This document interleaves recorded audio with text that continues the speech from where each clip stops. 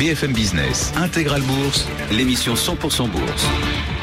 Yannick Lopez pour évoquer l'aspect obligataire de ce marché. Bonjour Yannick. Bonjour. Directeur de la gestion de taux chez Ofi. Le gros dossier, c'est sans doute ce dossier espagnol avec Moody's qui, juste avant le week-end, a relevé la note de l'Espagne. On est à Baa2 et depuis 2001, si je ne m'abuse, c'est-à-dire plus de 10 ans, 12 ans, 13 ans presque, on n'avait pas vu une remontée de notes significative en zone euro. Oui, c'était une bonne nouvelle.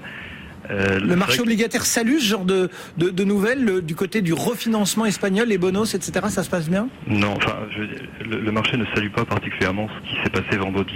Je m'explique. En gros, Moody's, qu'est-ce qu'elle a fait ? Elle a validé les progrès réalisés.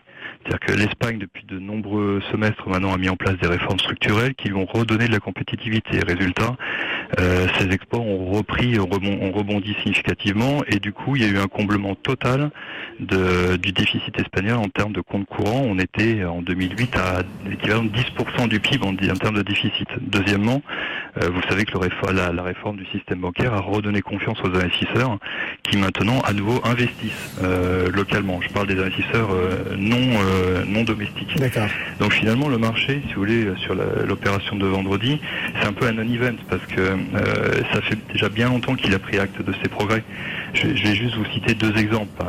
En fin du mois de janvier, c'était le 22 janvier, l'Espagne a émis un 10 ans. C'était la plus grosse émission jamais réalisée en Espagne, c'était 10 milliards. Et pour autant, elle a été sursouscrite 4 fois. C'est-à-dire 40 milliards de demandes sont arrivées des investisseurs. C'est énorme. Et deuxième élément, je regardais justement ce matin, Moody's a confirmé la note de l'Espagne en octobre 2012. Ouais. Entre octobre 2012 et aujourd'hui, et vendredi, le taux 10 ans espagnol est passé de 5,80 à 3,56. Ouais, c'est déjà joué, quoi. C'est-à-dire c'est largement déjà joué. Donc en fait, ce qui s'est passé vendredi, c'est un non-événement pour les marchés. Ça veut dire que ce qu'il va falloir guetter maintenant, ce sont les statistiques à venir, c'est l'état de l'économie mondiale, les différentes zones, comment vont-elles repartir ? C'est ça que le marché obligataire va surveiller ? Oui, absolument. C'est qu'effectivement là, on est dans une dynamique qui est tout à fait positive pour les pays périphériques, ceux qui étaient dans l'œil du cyclone. Par exemple, au Portugal, vous avez plus de 20% des exports qui sont en destination de l'Espagne. Donc forcément, si l'Espagne va mieux, le Portugal va mieux. Donc il y a un effet domino, il y a un phénomène vertueux qui va s'instaurer. Donc effectivement, les marchés vont davantage réagir à ce genre de statistiques plutôt qu'à des mouvements de rating qui sont déjà joués. En surveillant plus particulièrement les États-Unis ?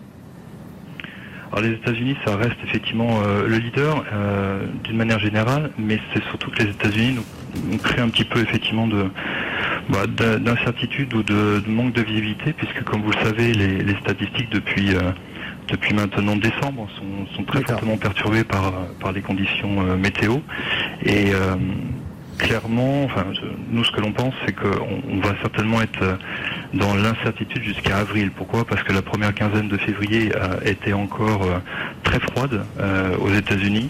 Donc ça veut dire que les statistiques de février qui vont donc être reportées en mars risquent d'être encore à nouveau sujets à caution.